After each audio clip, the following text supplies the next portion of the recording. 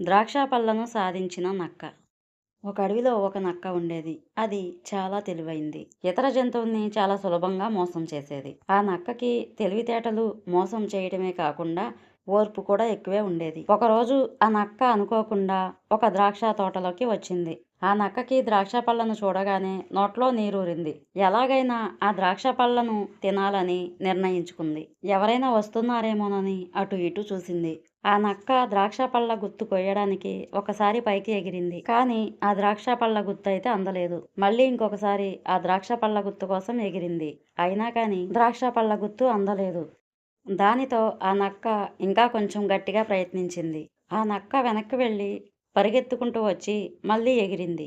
ద్రాక్ష పళ్ళ గుత్తు నక్క నోటికి చిక్కింది. ద్రాక్ష పళ్ళ గుత్తు దొరకడంతో నక్క చాలా సంతోషించింది. ఆ విధంగా ద్రాక్ష పళ్ళ గుత్తును సాధించింది నక్క. ఫ్రెండ్స్, ఈ కథ నీతి ఏంటో తెలుసుకుందామా? మనం ఏ పనినైనా ఓర్పుతో, సహనంతో విజయాన్ని సాధించగలం.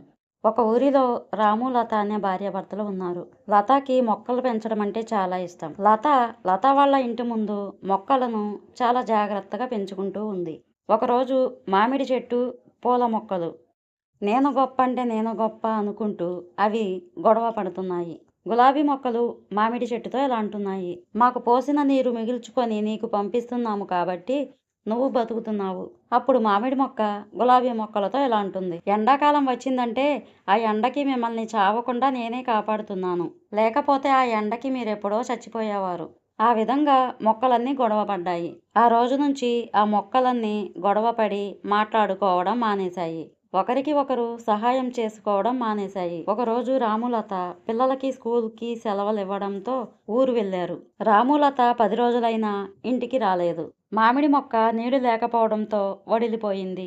గులాబీ మొక్కలు ఎండ తీవ్రత ఎక్కువగా ఉండడం వల్ల ఎండిపోయాయి. గులాబీ మొక్కలు అనవసరంగా మామిడి చెట్టుతో గొడవ పెట్టుకున్నామని బాధపడ్డాయి. గులాబీ మొక్కలు బాధపడినట్లే మామిడి చెట్టు కూడా బాధపడింది. అదే రోజు పక్కింటి పిల్ల మొక్కలు ఎండిపోవడం చూసి మొక్కలకు వచ్చి నీళ్లు పోసింది. నీళ్లు పోయడంతో మొక్కలు చాలా సంతోషించాయి. ఆ రోజు నుంచి మొక్కలు ఏ రోజు గొడవ పడలేదు. ఈ కథ నీతేంటో తెలుసుకుందామా ఫ్రెండ్స్? కలిసి ఉంటే ఏ కష్టాన్నైనా ఎదిరించవచ్చు. ఫ్రెండ్స్, ఇలాంటి మరిన్ని స్టోరీస్ కావాలంటే మన ఛానల్ని సబ్స్క్రైబ్ చేయండి, షేర్ చేయండి, లైక్ చేయండి. మరొక మంచి స్టోరీతో రేపు వచ్చేస్తాను. బాయ్.